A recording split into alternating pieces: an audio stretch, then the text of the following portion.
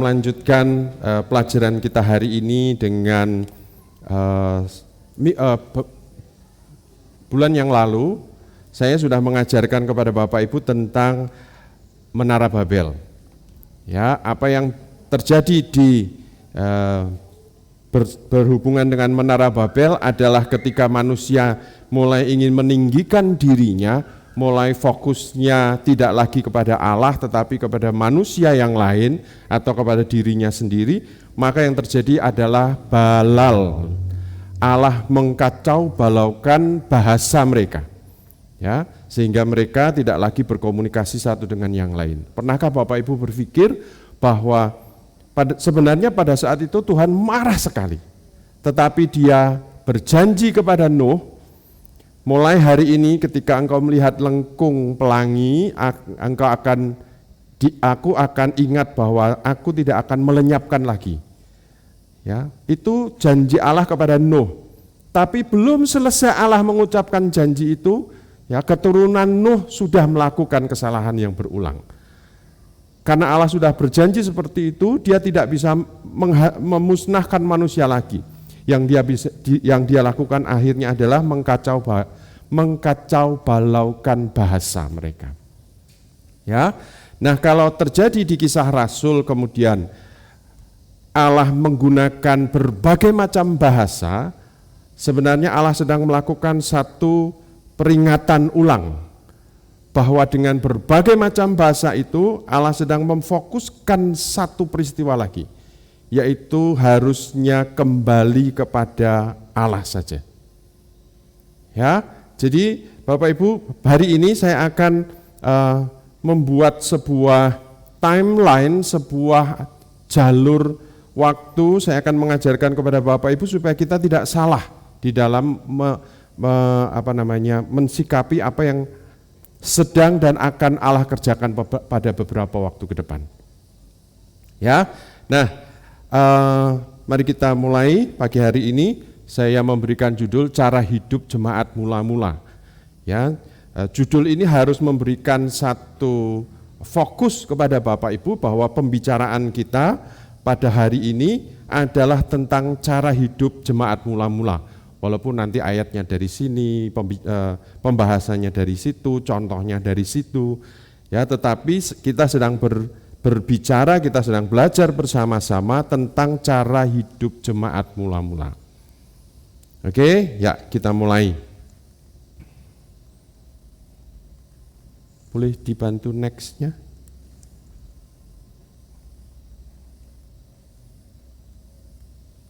Bisa? Kontrolernya sudah dipasang belum?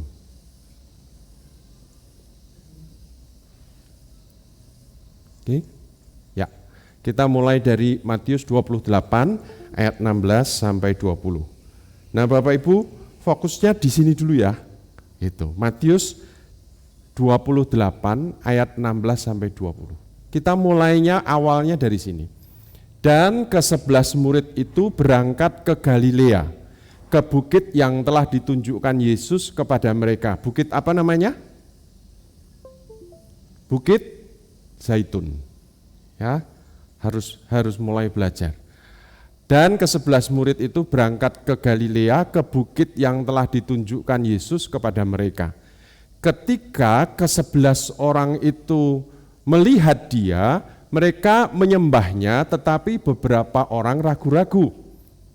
Ya, ketika 11 orang itu melihat Yesus, mereka menyembahnya, tetapi beberapa orang ragu-ragu. Kejadian ini adalah ketika Yesus bangkit.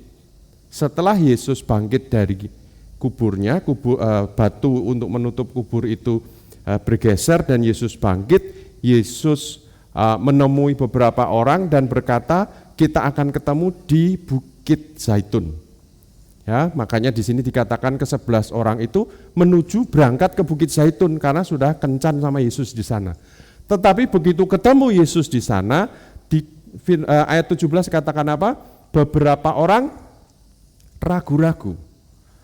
Ragu-ragu, ini Yesus apa bukan? Kan kemarin kita melihat Dia disalib. 3 hari yang lalu kita melihat Dia sudah disalib, sudah mati, ya. Terus tiba-tiba kuburnya kosong, banyak cerita begitu, banyak cerita begini. Ketemu dengan beberapa orang, kata orang-orang itu Yesus bangkit, dan kita hari ini disuruh ketemu di Bukit Zaitun. Mereka ragu-ragu, ini benar Yesus enggak sih? Gitu. Ya, kemudian ayat selanjutnya katakan apa? Yesus mendekati mereka dan berkata, kepadaku telah diberikan segala kuasa di surga dan di bumi. Makanya Yesus memberikan kepastian kepada mereka bahwa ini aku loh, dan kepadaku sudah diberikan segala kuasa, baik yang di surga maupun yang di bumi. Artinya Yesus menjadi apa? Penguasa. Ingat gak Bapak Ibu, ada satu pertanyaan begini, Tuhan, maukah pada masa kini Engkau memulihkan kerajaan bagi Israel? Ya, pertanyaan ini muncul karena ini, kepadaku telah diberikan segala kuasa di bumi dan di surga. Oke, ya Bapak Ibu pahami dulu ini. Karena kita hanya membahas Matius 28, itu kita sudah anggap enteng dengan kata-kata begini. Lah ini kan amanat agung, sudah gitu. Bahkan kita tidak mempelajari apa itu amanat agung. Ya, baru pada ayat ke-19-nya ini di sana dikatakan, karena itu pergilah, jadikanlah semua bangsa muridku, baptislah mereka dalam nama Bapa, Anak dan Roh Kudus, dan ajarlah mereka melakukan segala sesuatu yang kuperintahkan kepadamu. Dan ketahuilah aku menyertai kamu senantiasa sampai akhir zaman. Nah, kita hanya mengenali ayat Matius 28 ini pada bagian amanat agung ini. Ya. Nah, karena itu pergilah, ya. Jadi setelah ketemu di Bukit Zaitun, Yesus ngomong apa? Karena itu pergilah, tinggalkan Bukit Zaitun, pergilah. Terus apa? Jadikanlah semua bangsa muridku. Yesus meyakinkan lebih dulu kepada 11 muridnya, kepadaku telah diberikan kuasa, segala kuasa itu sudah diberikan kepadaku. Karena itu pergilah, ya, jadikanlah semua bangsa muridku. Kata murid itu ditulis di dalam bahasa aslinya martus atau martir, ya, artinya saksi, artinya pengikut Yesus. Ya, kalau beberapa hari yang lalu mereka melihat Yesus mati di atas kayu salib yang tidak bisa apa-apa karena katanya dia adalah anak Allah, katanya dia Mesias, tetapi dia ternyata tidak bisa apa-apa, mati tergantung di atas kayu salib. Kemudian ya, Yesus yang mati di atas kayu salib itu menemui mereka di Bukit Zaitun dan berkata, jadikanlah semua bangsa pengikutku. Kira-kira kalau kan Anda Bapak Ibu semua yang menerima perintah ini rasanya kayak apa? Petrus saja yang katanya murid yang luar biasa, Alkitab menuliskan apa? Petrus apa? Diare. Ya kan, menyangkali 3 kali kan? Menyangkali. Ya. Petrus diare ketika apa? Ketika Yesus mati di atas kayu salib dan orang-orang mulai melihat, loh ini muridnya nih, gitu. Lari, Petrus takut. Terus apa yang terjadi ketika Yesus ngomong, jadikanlah semua bangsa muridku? Apa yang terjadi?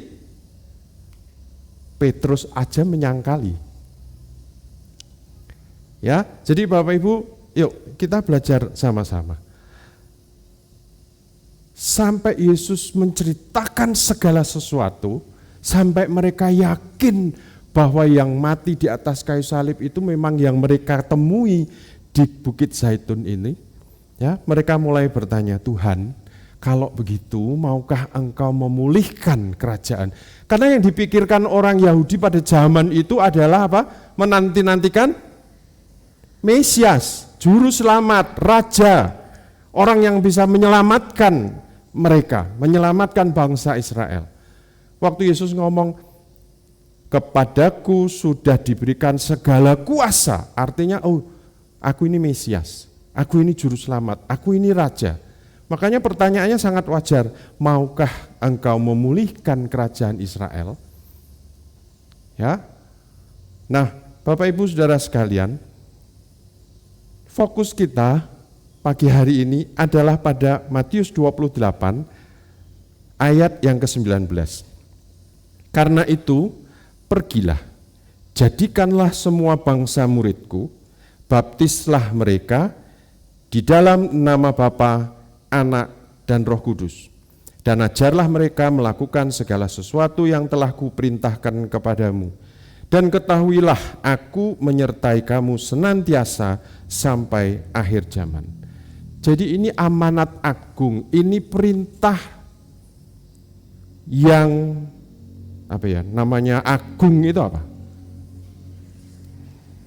Ya, waktu papa saya waktu mama saya meninggal, papa saya memberikan amanat agung. Ya, dia langsung datang ke notaris, dia membagi seluruh harta warisan harta warisannya. Begitu mama saya meninggal 17 tahun yang lalu. Ya, kemudian dia berkata begini, nanti kalau aku yang mati, aku tidak mau ada upacara kebaktian penghiburan, yang ini itu nggak menghibur. Ya, buat aku itu nggak menghibur kalau aku yang mati, betul? Betul? Yang dihibur siapa? Buat aku itu nggak penting, papa saya ngomong gitu. Ya kalau dia yang mati kan penghiburan nggak penting, gitu.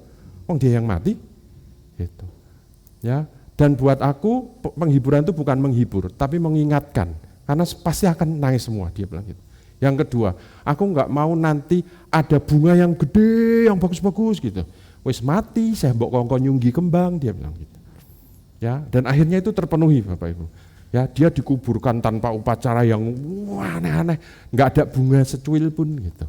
Ya, amanat yang terakhir itu tuh terpenuhi. Ya, itu amanatnya Yesus itu artinya perintah yang tidak main-main dalam hidup kita, Bapak Ibu. Ya, jadikanlah semua bangsa muridku, baptislah mereka, dan ajarlah mereka melakukan segala sesuatu. Ya, diminta untuk menjadi apa? Saksi. Ini bukan perkara yang main-main buat murid-murid. Kalau ini dilakukan dalam hidup Bapak Ibu Saudara sekalian, kira-kira ndredeg enggak? Ya, berapa hari yang lalu kita masih saksikan dia mati di atas kayu salib. Sekarang dia ngomong bahwa aku ini raja di atas segala raja. Jadikan semua bangsa muridku. Petrus yang kuatnya kayak gitu aja menyangkali. Ya. Nah, Bapak Ibu, untuk melakukan amanat agung ini kalau sudah amanat agung kan harus dilakukan ya. Untuk melakukan amanat agung ini baru kita ini masuk ke dalam Kisah Rasul 1 ayat ke-8. Yaitu kan Matius yang terakhir. Ya, Matius yang terakhir dilanjutkan dengan kitab Kisah Para Rasul. Ya, ini ceritanya menyambungnya ke sini. Jadi sebelum kita ngubek-ubek tentang Kisah Para Rasul pas 1 dan selanjutnya nanti kita harus tahu sejarahnya. Timeline-nya kita harus tahu. Dari mana Kisah Rasul pasal 1 ini datang? Datangnya dari Matius pasal 28 tadi. Ya, kalau yang tadi itu adalah perintahnya, yang ini adalah janjinya.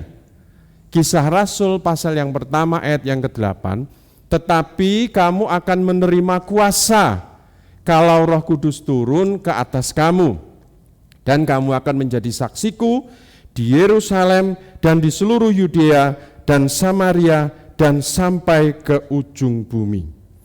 Tetapi kamu akan menerima kuasa, ya, kalau Roh Kudus turun. Kalau kita membaca Alkitab, Bapak Ibu harus tahu kapan Alkitab kita ini dibuat. Seperti lagu yang terakhir, bukan terakhir, yang terakhir yang tadi kita nyanyikan. Ya, bingung nggak dengan kata-kata tiada lidah tak mengaku? Bingung nggak? Masa nggak ada lidah yang mengaku? Engkaulah Yesus Tuhan Rajaku. Kapan lagu itu dibuat? Tahun berapa lagu itu dibuat? tata bahasa apa yang dipakai pada saat lagu itu dibuat. Saya sudah nyanyi lagu itu ketika saya aktif di persekutuan tahun 1990. Anda mungkin belum lahir bahkan. Gitu ya. Ya kata-katanya kata-kata itu, tahun itu gitu ya. Tetapi kamu akan menerima kuasa kalau Roh Kudus turun ke atas kamu. Ya, LAI membuat Alkitab ini tahun berapa Bapak Ibu? Sehingga kalau katanya, kalau Roh Kudus turun ke atas kamu. Lah kalau Roh Kudus enggak turun, lain cerita kan? Ya, jadi sebetulnya lebih enak dibaca begini. Bahkan di Alkitab terjemahan bahasa Indonesia sehari-hari, penerjemahannya begini. Tetapi kamu akan menerima kuasa ketika Roh Kudus turun. Beda ya? Kalau itu kan syarat, tapi kalau ketika itu menunjukkan pada saat. Tetapi kamu menerima kuasa pada saat Roh Kudus turun ke atas kamu. Ya, itu janji. Itu janjinya. Jadi setelah Yesus memberikan perintah, dia memberikan janji. Jangan takut, kamu pasti akan bisa menjadi saksi.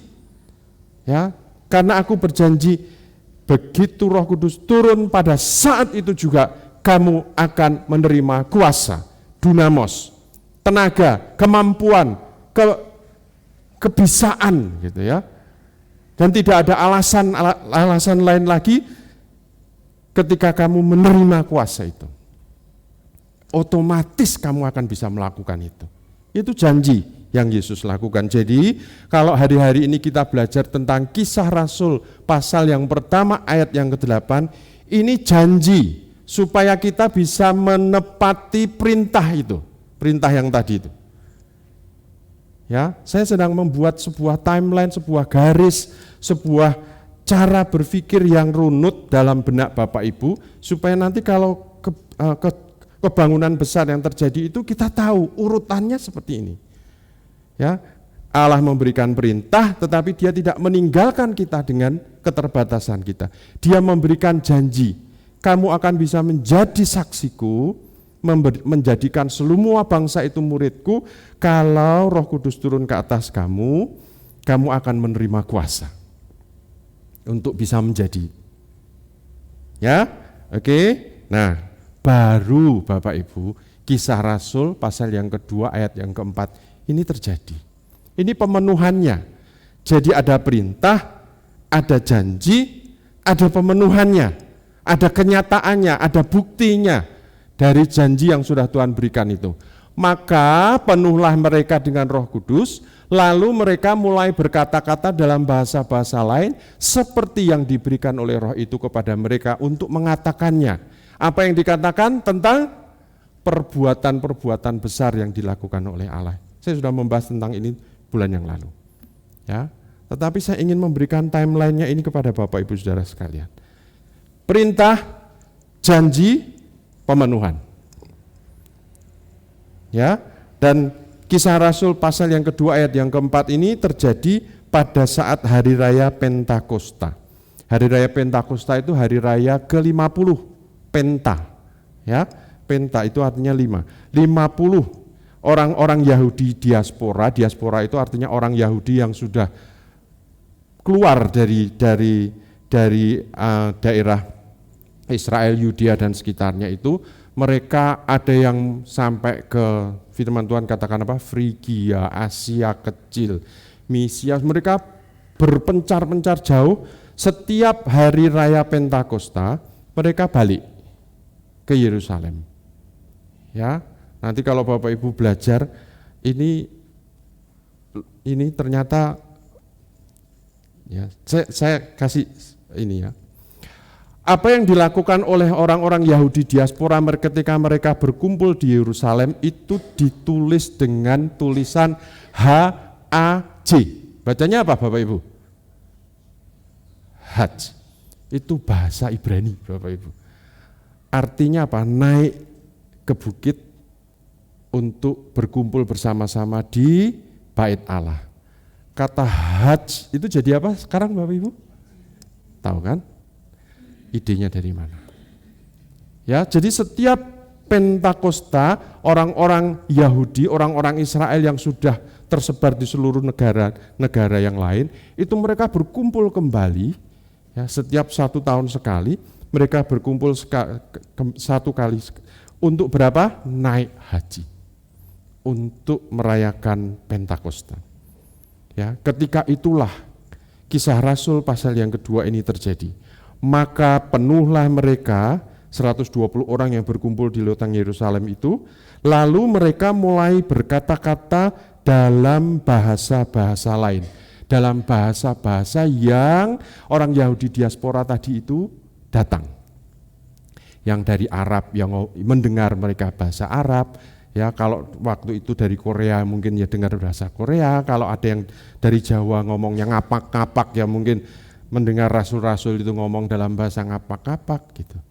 Ya, itu yang terjadi. Apa yang mereka dengar? Yang mereka dengar adalah perbuatan-perbuatan besar yang dilakukan oleh Allah. Ya, ingat kejadiannya di Matius tadi. Yesus bangkit, ketemu di Bukit Zaitun, ya. Setelah itu secara kontinu selama 40 hari sebelum dia naik ke surga, selama 40 hari Yesus itu bertemu dengan murid-muridnya, menceritakan perkara-perkara besar. Dan murid-muridnya melihat, pada satu malam Yesus duduk, ya, makan ikan goreng sama-sama murid. Dan tiba-tiba dia lewat tembok. Ya, nanti baca sendiri, kalau diulas satu persatu kita nggak selesai hari ini. Ya, itu perkara besar yang ikut diceritakan oleh rasul-rasul ini kepada Yahudi diaspora. Loh, aku lihat sendiri loh, habis dia makan ikan goreng, ya, kita pulang lewat pintu, kita pulang jalan lewat pintu, Yesus enggak jalan lewat pintu, dia lewat tembok. Lalu itu ikan gorengnya yang dimakan tadi gimana? Nemplek neng tembok, pok. Ya, perkara-perkara itu baru yang hal-hal yang remeh, belum hal-hal yang besar. Karena Yohanes tuliskan gini, kalau semua perkara-perkara besar yang Yesus ceritakan itu ditulis, tidak ada kitab yang cukup di dunia ini untuk menulisnya. Kira-kira banyaknya seperti apa yang diceritakan oleh 120 orang. Ya, oke. Nah, kita tidak akan bahas itunya Bapak Ibu. Saya akan bahas ininya. Supaya kita ini punya pemahaman yang benar seperti yang Alkitab tuliskan. Jadi harus punya garis yang linear, jangan bolak-balik. Harus punya garis yang lurus, sejarahnya seperti apa. Dimulai dari apa? Perintah. Dimulainya itu dari perintah. Ya, kemudian diikuti dengan janji, kemudian dibuktikan dengan pemenuhannya. Ya, perintahnya, jadikanlah semua bangsa muridku, baptislah mereka, ajarlah mereka. Ya, kemudian untuk melakukan ini bukan perkara yang main-main. Ya, sekelas Petrus aja kader. Makanya Yesus katakan, jangan takut. Kalau Roh Kudus turun ke atas kamu, pada saat itu juga kamu akan menerima kemampuan untuk melakukan perintahku tadi. Ya, buktinya apa? Buktinya 120 orang itu mampu bercerita tentang perkara-perkara yang besar. Ya, amin. Cukup? Atau masih mau dijelaskan? Ya, jadi garis ini itu membuat kita paham supaya kita ini tidak keluar dari konteks atau hanya mengambil sebagian-sebagian dari ayat Alkitab untuk sesuatu yang ingin terjadi di tengah-tengah kita. Kalau kita ingin sesuatu itu terjadi di tengah-tengah kita, artinya buktinya itu terjadi, ya, ada Roh Kudus, ada lidah-lidah api, ada kebangunan rohani dan sebagainya. Kita harus melihat untuk apa itu terjadi. Karena apa? Karena ada janji. Mengapa Allah memberikan janji? Karena Dia memberikan perintah dalam hidup kita. Nah, seringkali yang kita kejar hanya peristiwa loteng Yerusalemnya. Betul? Yang kita mau itu terjadi di tengah-tengah kita hanyalah bahasa-bahasa asingnya, hanyalah mujizat-mujizatnya, hanya kesembuhan-kesembuhannya, hanya fenomena-fenomenanya yang kita lihat. Tetapi itu semua bisa terjadi karena apa? Ada perintah. Nah, perintahnya ini yang kita seringkali nggak mau tahu. Bapak Ibu, berapa banyak ya acara-acara di gereja diselenggarakan tidak menghasilkan apa-apa karena apa? Hanya tiba-tiba sampai di pemenuhan ini aja. Nggak mau peduli dengan di atasnya, bahwa itu dimulai dari apa? Perintah. Nah, kalau kita mau melihat perkara-perkara itu besar terjadi, lakukan dulu perintahnya. Betul? Itu timeline-nya Bapak Ibu. Saya harus membagikan ini walaupun kayaknya aneh dan nggak enak. Urusannya apa gitu. Tapi kalau kita mau perkara-perkara besar itu terjadi, bahkan sesuatu yang lebih besar itu terjadi, lakukan perintahnya. Walaupun kita lakukan dengan ketakutan, dengan kegentaran. Nanti kita lihat ayatnya. Ya, tapi saya mau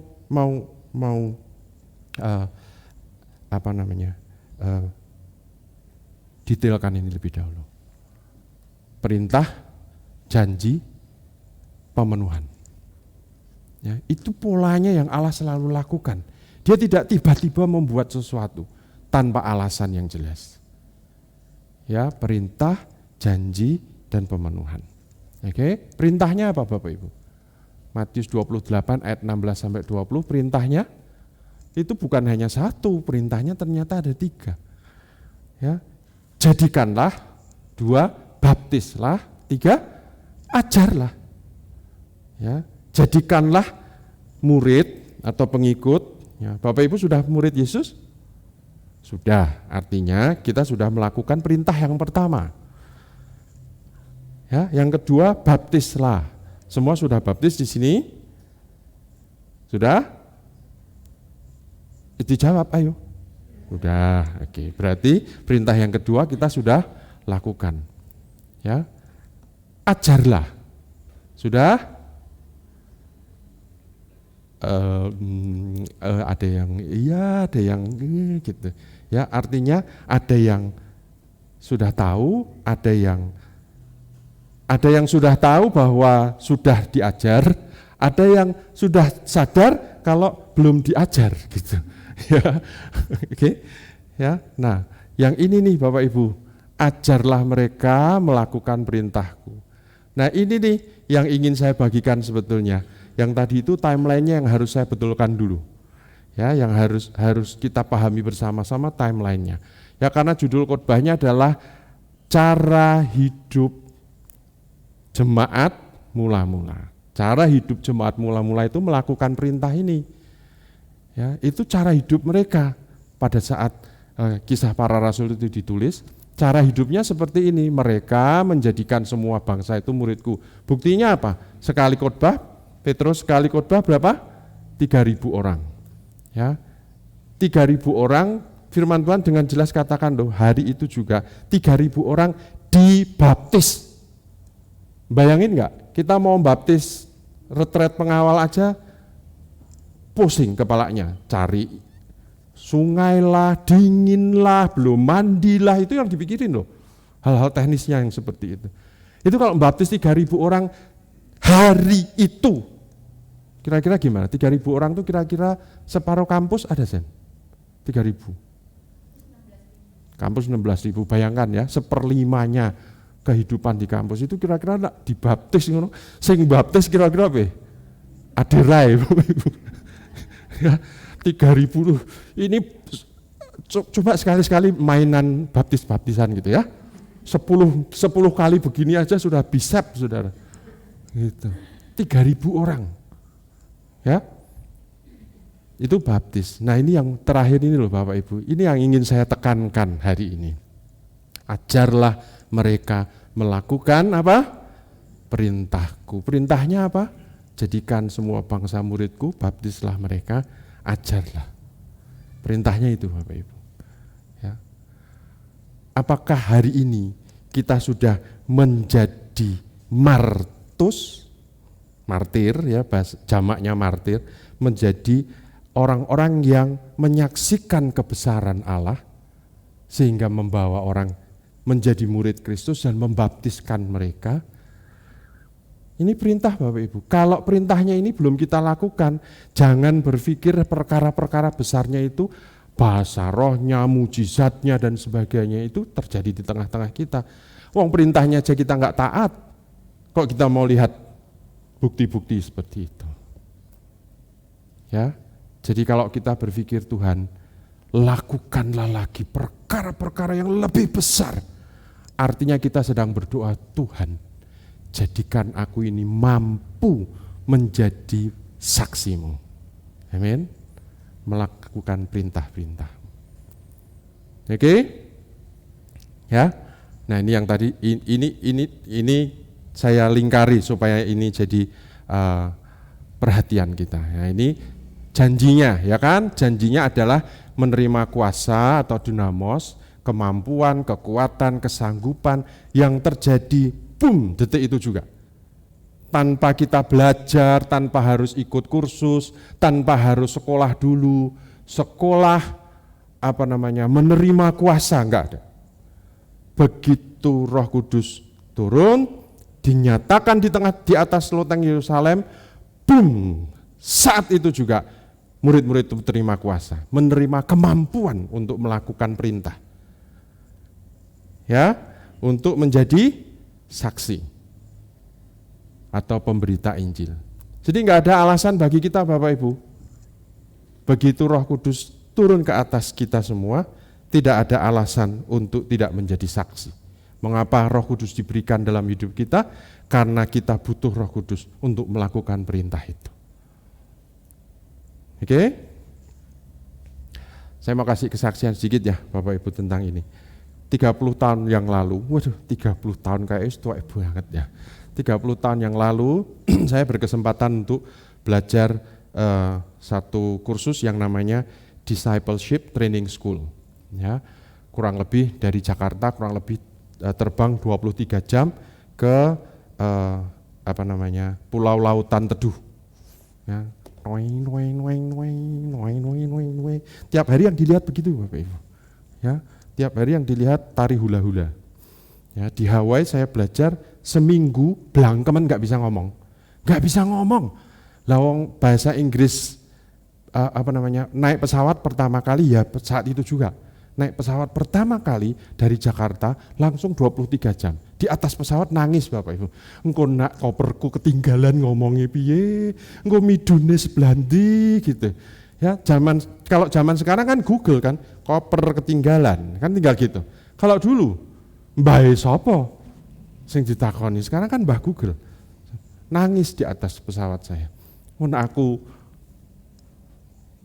pokoknya di kepala sini itu sudah ngeri banget gitu. Ya, begitu turun beneran, turun itu enggak tahu iki aku lunga sekolahane kuwi numpak opo gitu tuh enggak tahu Bapak. Ya. Sampai pokoknya mujizat-mujizat itu terjadilah gitu. Ya, kan saya waktu itu diajari gini, pokoknya pasrahkan semuanya itu di dalam doa-doa. Begitu turun dari pesawat, saya mulai berdoa. Bukan karena pasrah, ora iso apa-apa, memang betulan ora iso apa-apa. Iki numpak taksi, numpak apa lagi ya, saya enggak tahu gitu. Ya, turun dari pesawat saya cuman ambil koper, alhamdulillah koperku ora ilang gitu kan. Turun, saya duduk, saya mulai berdoa. Saya buka Alkitab saya. Ya, ketika saya buka 1 jam gitu. Masa ya berdoa terus Tuhan. Iki piye yo bar iki meh apa nek mangane ndi gitu ya. Terus saya baca Alkitab lagi 2 jam. Ndak yo Tuhan. Baca Alkitab terus sampai besok gitu ya. Terus ada orang kan lalu lalang ya di depan kita gitu. Saya pikir saya begini. Saya harus memberanikan diri untuk bertanya. Bertanya kepada siapapun juga saya harus bertanya. Kalau enggak saya bisa mati di airport ini gitu. Ya. Saya karena untuk ikut kursus itu bahkan tidak harus ikut TOEFL. TOEFL itu kan untuk ngetes kita kemampuan bahasa Inggrisnya seberapa ya. Artinya apa? Kalau saya nggak lulus TOEFL itu artinya bahasa Inggris saya ya kayak gitu, itulah saudara tahu kan. Ya, yes ya, gitu ya. Saya pikir tanyanya ke siapa ya? Tanya Roh Kudus dulu, minta hikmat, tanya ke siapa gitu ya. Kamu harus tanya Roh Kudus gitu. Terus saya tanya Roh Kudus. Roh Kudus, kepada siapa saya harus bertanya gitu. Ya, orang kan lalu lalang gitu. Terus saya lihat, kok ono bule nganggo kaos gambari mahkota Yesus, mahkota duri itu loh. Iki mesti Kristen, tak kok iki wae gitu. Ya, kan aman gitu ya. Begitu saya lihat dia lewat gitu, saya lihat saya senyum gitu. Tanya sama ini enggak Tuhan gitu. Terus dia lewat lagi, dia lihat saya lagi gitu. Dia lewat, dia lihat saya lagi senyum lagi. Begitu dia lewat yang ketiga, saya berdiri, saya mau tanya ke dia. Yakin saya gitu ya. Begitu saya mau tanya, dia tanya duluan ke saya. Kamu David gitu. Rasanya kayak apa kalau tiba-tiba ditanyai seperti itu? Blur gitu, hilang semua. Hari itu yang pakai mahkota itu, kaos gambar mahkota itu, mampir ke asrama dan melihat ada pengumuman di situ karena dia driver mobilnya asrama. Dia lihat ada pengumuman, ada yang namanya David dari Indonesia akan tiba di bandara jam sekian. Lah kok dia itu ya iso-isone dikongkon mampir. Ketemu aku, terus waktu aku meh ngadeg, blar gitu. Itu rasanya, gini mungkin kayak waktu ada tiupan angin keras dan Roh Kudus turun gitu ya. Rasanya seperti itu gitu. Gak hanya seperti itu Bapak Ibu, hanya saya diantar ke asrama, saya sampai di asrama seminggu gak bisa ngomong lagi. Blangkemen gak bisa ngomong bahasa Inggris gitu kan. Sampai satu saat saya berdoa pagi-pagi, saat teduh saya berdoa, saya melihat sebuah gambar gitu awan. Terus ada tulisan, ada pita yang besar gitu loh, tulisannya People of Destiny gitu. Ya, saya lihat waktu saya pagi itu entah itu angen-angennya orang lapar atau karena bingung nggak bisa ngomong gitu. Terus kemudian Tuhan ingatkan ke saya gini, kamu sampai kapan mau diam saja dan tidak berbicara? Saya bilang, Tuhan, tapi aku nggak bisa bahasa Inggris. Dia ingatkan saya gini, waktu kamu minta bahasa roh, apa kamu bisa? Dia bilang, ya Tuhan ingatkan itu. Ya, saya cerita. Beberapa tahun sebelum saya berangkat ke Hawaii itu, saya aktif di sebuah persekutuan, ya, di kegiatan persekutuan, pengurus persekutuan itu dilayani oleh kakaknya Bapak Gembala, Ko Paulus. Ya, pada saat itu kok biasa persekutuan biasa, firman Tuhan disampaikan biasa, amin, berdoa kan. Waktu berdoa saya mulai menangis dan tidak bisa selesai sampai saya didekati sama Ko Paulus dan dia tanya, Sisi, kamu berhenti dulu, nangisnya berhenti dulu. Kamu itu minta apa sama Tuhan? Ya. Dan hari ini, saat ini, dia sudah memberikan itu buat kamu. Ya. Ko Paulus itu bilang seperti itu. Saya bilang, aku hari-hari ini sedang berusaha sedemikian keras untuk aku ini dipenuhi oleh Roh Kudus dan mulai berbahasa roh. Saya bilang gitu. Terus Ko Paulus bilang gini, lah itu janjinya itu, barusan Tuhan ngomong sama aku, kamu minta sesuatu dan hari ini, saat ini, kamu sudah terima itu.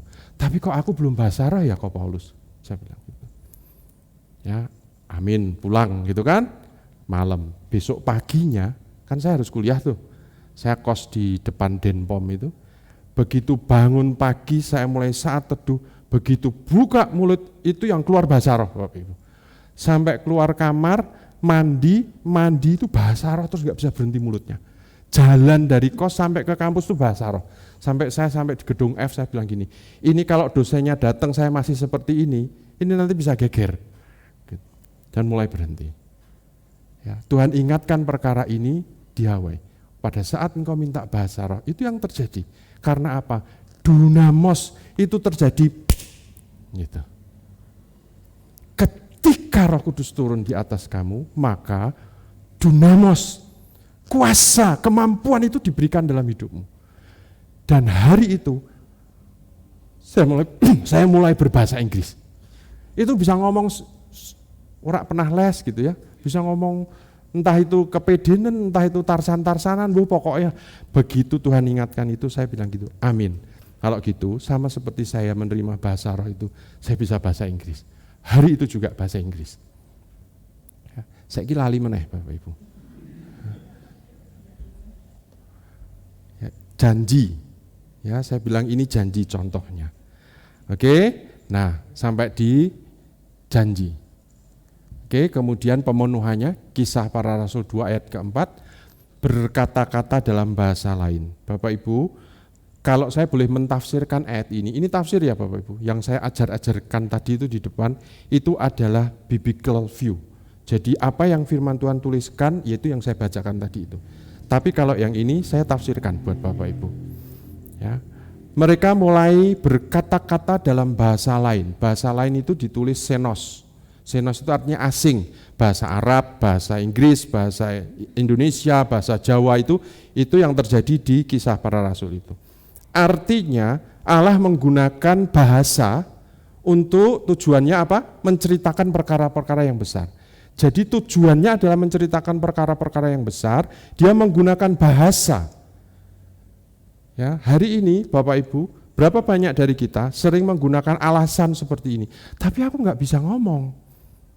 Tapi aku nggak bisa menyampaikan firman Tuhan, tapi aku nggak bisa itu, tapi aku nggak bisa ini. Seringkali kita menyalahkan bahasa yang kita miliki, kemampuan yang kita miliki, padahal firman Tuhan katakan ketika Roh Kudus dicurahkan saat itu juga kuasa itu diberikan padamu.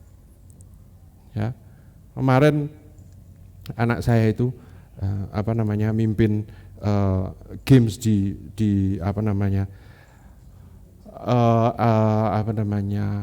kelompok TPQ itu Taman Bacaan Al-Quran. Yang dia lakukan apa?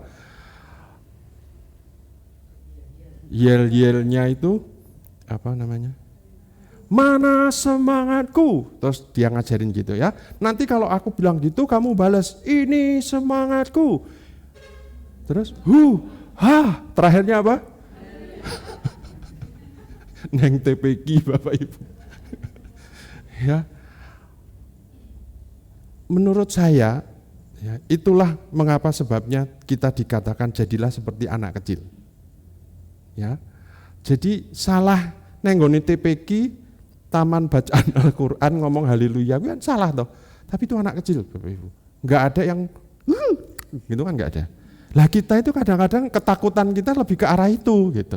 Ya kemudian kita menggunakan bahasa-bahasa sebagai alasan dan sebagainya. Saya bukan orang yang suka bepergian, saya paling tidak suka ada di dalam perjalanan, travelingnya itu loh. Dolan ke Bali mau nggak mau, tapi kalau bisa tutup mata, ting gini buka lagi sudah di Bali Bapak Ibu. Saya nggak suka perjalanannya, naik bisnya, naik pesawatnya, itunya, ininya. Saya nggak suka itunya. Tapi ketika saya sadar bahwa saya harus menjadi orang yang melakukan perintah itu tadi, ya, saya justru diberi kesempatan untuk apa? Traveling kemana-mana, harus melakukan itu kemana-mana. Dan saya mulai mencintai itu.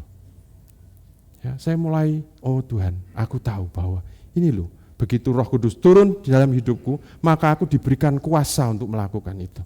Saya nggak pernah sekolah fashion, saya nggak pernah sekolah. Satu-satunya sekolah yang saya lakukan adalah sekolah Esmut. Ya, sekarang ini kalau sekolah Esmut 550 juta per tahun sekarang ini. Kalau Esmut, ya Esmut yang di Jakarta. Ya satu-satunya Esmut yang saya lakukan sekolahnya adalah Esna Modiste.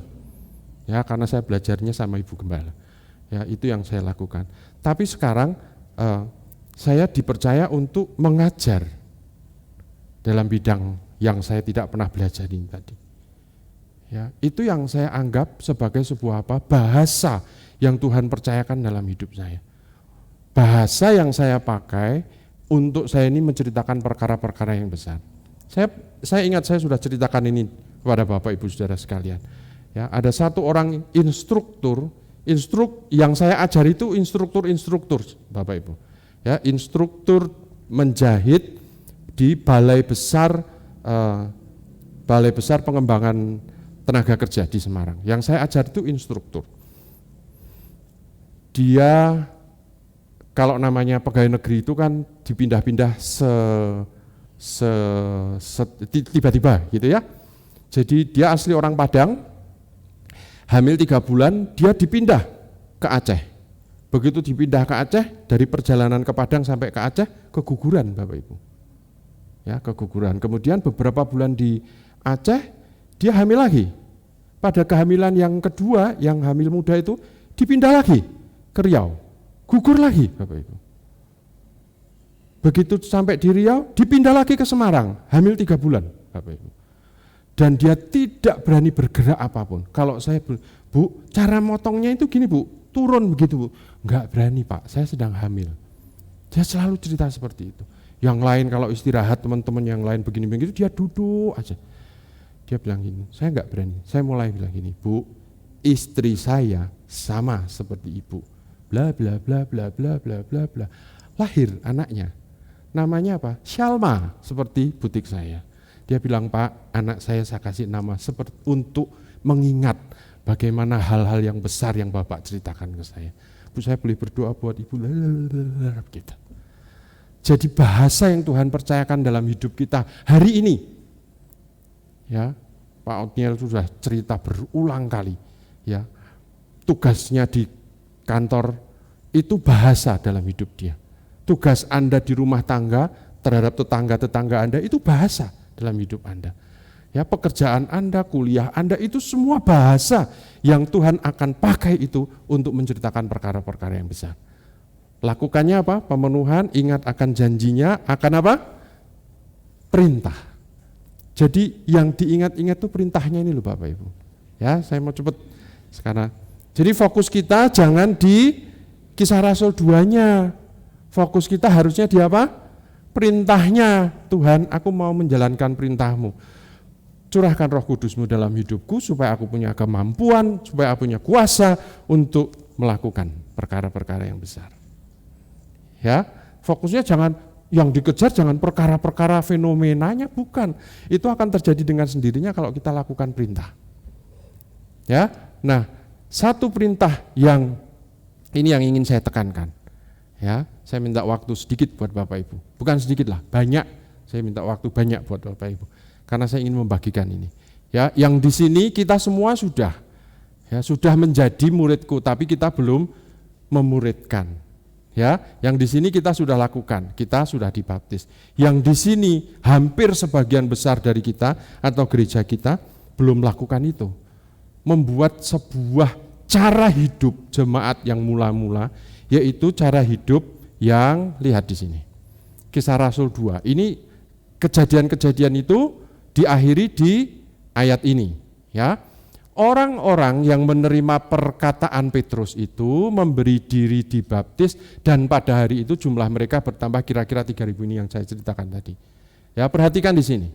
Mereka yang 3.000 yang ditambahkan itu tadi ya, mereka bertekun dalam pengajaran rasul-rasul dan dalam persekutuan. Ya, jadi itu cara hidup jemaat yang mula-mula setelah mereka itu menerima diri sebagai murid, dibaptis, mereka bertekun di dalam ajaran. Nah, saya mau cerita Bapak Ibu bagaimana ketika zaman Yesus dan murid-murid ini itu mengajar itu seperti apa di sana. Ya, saya berharap bahwa ini akan memberikan sebuah memunculkan kerinduan Bapak Ibu untuk kita praktekkan sebagai bentuk perintah yang ketiga. Bukan hanya menjadi murid, bukan hanya dibaptis, tetapi kita bertekun di dalam ajar mengajar ini. Ya, namanya adalah Hafruta. Bapak Ibu, ketika nanti Bapak Ibu Google tulis Hafruta Indonesia, engkau akan terkejut, gereja-gereja besar itu sudah lakukan ini. Ya, tapi namanya berbeda-beda. Ya, gereja-gereja yang gereja kita ini seringkali berinteraksi untuk belajar itu ternyata sudah beberapa tahun melakukan ini. Ya, saya tidak sedang mengajarkan bahwa kalau gitu gereja kita harus ikut-ikutan, enggak. Saya ingin mengajarkan kepada Bapak Ibu tentang apa yang menjadi gaya hidup, cara hidup jemaat yang mula-mula.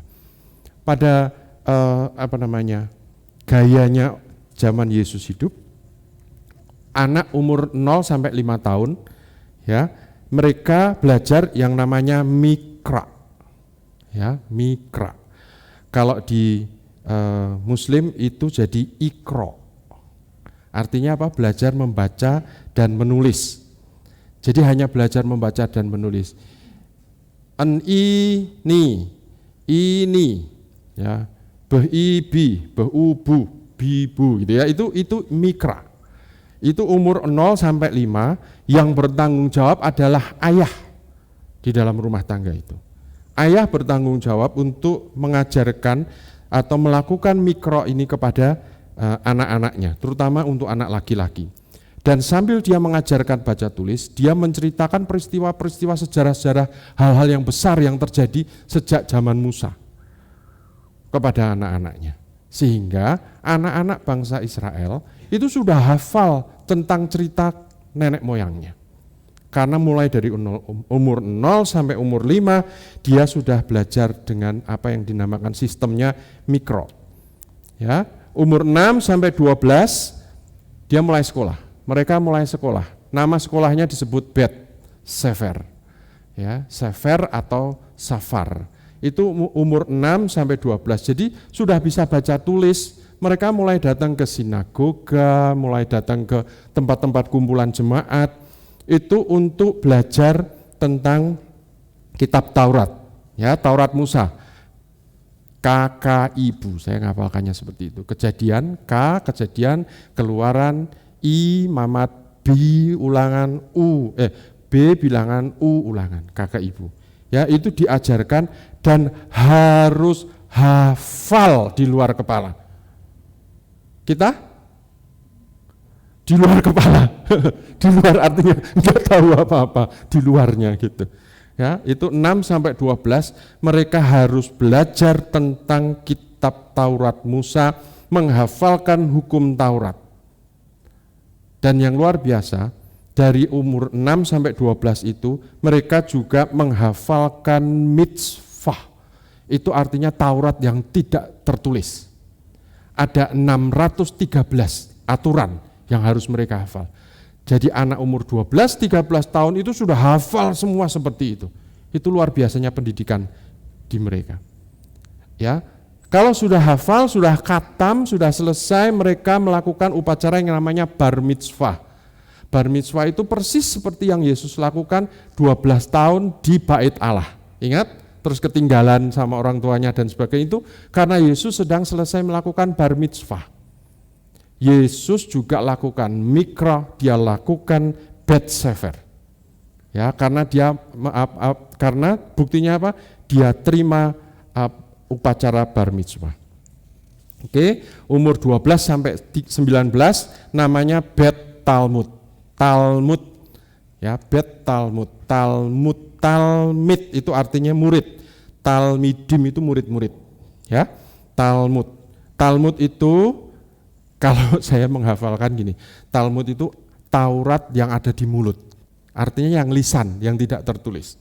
Ya, hukum Taurat yang lisan, ajaran-ajaran para rabi, kemudian belajar seluruh kitab perjanjian lama, itu dari umur 12 sampai umur 19.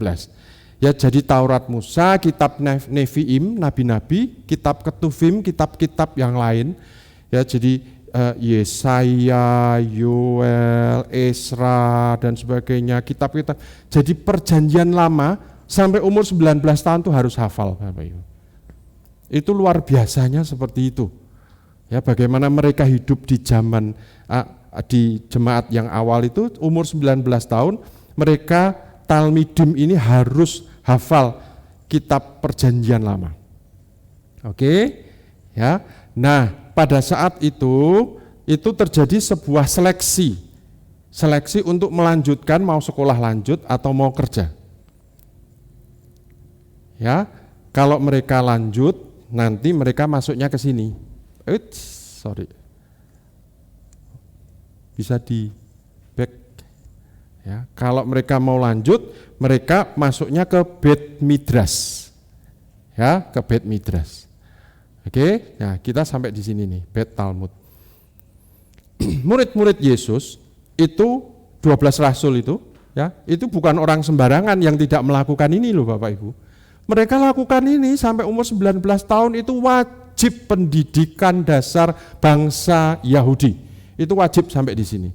Sehingga 12 orang murid Yesus itu bukan orang sembarangan. Mereka orang yang hafal, semuanya sudah hafal. Buktinya apa? Ya, buktinya apa? Kisah Rasul menuliskan kejadian-kejadian. Pada hari-hari terakhir aku akan mencurahkan rohku dan anak-anakmu akan apa? Bernubuat, orang terunamu akan begitu, itu dari apa? Kitab Yoel, hafal, sudah Petrus sudah hafal itu. Ya, karena apa? Sampai umur 19 tahun Petrus sekolah itu. Tetapi karena Petrus tidak punya duit yang cukup dan tidak cukup pandai untuk masuk ke sekolah selanjutnya yang di Bet Midras ini, maka dia maka dia mengambil jurusan untuk melanjutkan pekerjaan ayahnya sebagai nelayan. Yesus juga sama sampai ke sini saudara, sampai ke ayat umur 19 Yesus lakukan, Bet Talmudnya dia lakukan. Makanya ada firman Tuhan yang ngomong gini, dia ini siapa? Kan anaknya tukang kayu kan gitu kan. Ya. Jadi kalau tidak punya uang cukup, tidak melanjutkan sekolahnya di Bet Midras, dia bekerja. Oke. Nah, ini luar biasanya di sini. Bapak Ibu, memang tidak tertulis di Alkitab. Ya, saya belajar dari kitab-kitab, bukan kitab sesat, bukan. Ya, saya belajar dari buku-buku sejarah Yahudi pada saat Yesus hidup. Ya, seleksi untuk masuk ke Bet Midras ini diselenggarakan oleh rabinya masing-masing. Dan seorang rabi tidak memilih muridnya, tidak mencari muridnya. Enggak. Tapi murid itu yang propose ke nabinya, aku boleh enggak jadi muridmu? Kemudian rabi itu akan membuat ujian, ditanya. Kalau rabi itu yakin bahwa ini murid yang potensial, maka dia akan berkata begitu. Oke. Dia ambil tongkatnya itu diletakkan di atas pundak talmidnya ini tadi, muridnya, dia ngomong begini, marilah pikulah kuk yang kupasang. Itu rabinya ngomong seperti itu. Artinya, aku menerima kamu jadi muridku. Ya, jadi sekarang kita tahu dari mana kata-kata ketika Yesus ngomong, marilah, datanglah kepadaku, pikulah kuk yang kupasang. Dari mana kata-katanya? Dari rabinya Yesus.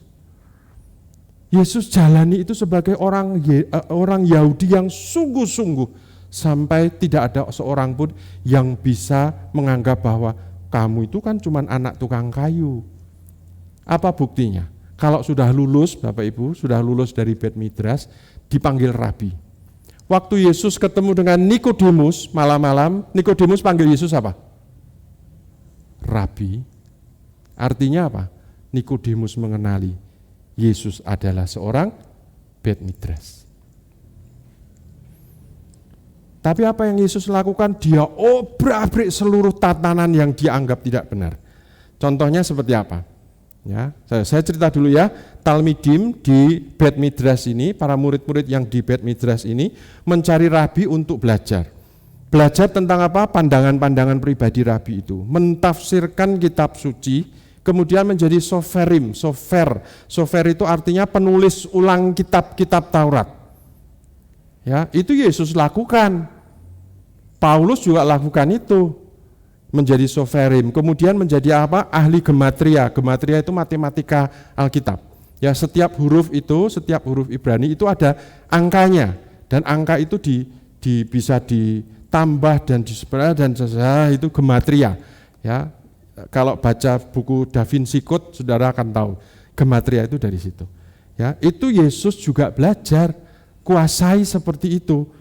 Ya, umur 30 tahun seorang pemuda Israel, teruna Israel. Siapa yang kemarin tanya teruna? Bu, 30 tahun batasnya ya Bu. Jadi kalau Ibu sudah 31 bukan teruna lagi. Oke, yaitu Bet Midras. Setelah dia selesai masa teruna, dia baru boleh muncul di muka umum dan mengajar. Mengapa Yesus 30 tahun baru muncul? Karena dia seorang Yahudi yang taat, mulai dari mikro sampai ke Bet Midras. Dia lakukan itu dengan taat. Sebagai salah satu cara untuk melakukan perintah yang tiga tadi itu, Bapak Ibu. Ajarlah mereka dengan tekun. Ya. Apa yang Yesus bongkar? Pikulah kuk yang kupasang. Karena apa? Dia nambahi kata-kata apa? Karena enak rasanya dan bebanku, kuk yang aku akan tinggalkan kepadamu, itu enggak banyak seperti yang orang umur ini aja mereka sudah harus hafal 613. Yang Yesus lakukan hanya berapa? Kasihilah Tuhan Allahmu dengan segenap hatimu. Yang kedua, kasihilah sesamamu manusia. Pikulah kuk yang kupasang, karena bebanku itu ringan. Dia merubah 613 hanya menjadi 2. Ya. Dan begitu Petrus didatangi oleh Yesus, marilah pikulah kuk yang kupasang. Apa yang dilakukan oleh Petrus dan Andreas? Tinggal jalannya. Karena apa? Berarti Rabi ini manggil kita nih, Bet Midras. Tinggal semua. Aku kalau sekolah bayar sendiri mahal, enggak ada Rabi yang mau terima. Tiba-tiba ada Rabi yang namanya Yesus ini, dia berkata, marilah pikulah kuk yang kupasang. Tinggal semua jalannya. Karena apa? Kesempatan sekolah itu jadi tinggi sekali. Ya, ini kalau cerita jadi panjang loh Bapak Ibu. Saya balik lagi ya, hafruta. Ini cara mereka bersekolah, cara mereka ajar mengajar itu di situ. Hafruta itu berasal dari kata hafar atau hefer yang artinya pair, berpasangan. Orang Yahudi tidak belajar sendiri, tidak boleh belajar sendiri. Kalau belajar sendiri jadinya apa? Sesat.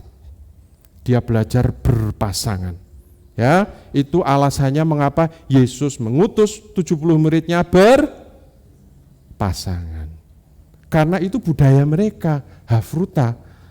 Ya. Terus yang diajarkan itu bukan hal-hal yang teknis definitif. Ya, artinya hanya memperhatikan aspek pengetahuan teknis. Kalau begini artinya begini, ini definisinya ini, itu bukan. Tetapi yang diajarkan di hafruta itu adalah cara berpikir yang kritis analitis. Wis iki nek tak teruske mumet Bapak Ibu ya. Kritis analitis itu bentuknya apa? Ya, bentuknya adalah ketika saya bagikan di 2 bulan yang lalu. Di manakah orang Yahudi menghendaki tanda, orang Yunani menghendaki apa? Hikmat. Kemudian di manakah para apa? Pendebat. Ya. Nah, cara mereka belajar di hafruta itu adalah dengan cara berdebat. Bukan debat yang asal debat ora karuan gitu, bukan. Tapi itu cara mereka. Ya, jadi kalau ditanya gini, 1 tambah 1 berapa? Jawabannya 1 tambah 1 berapa?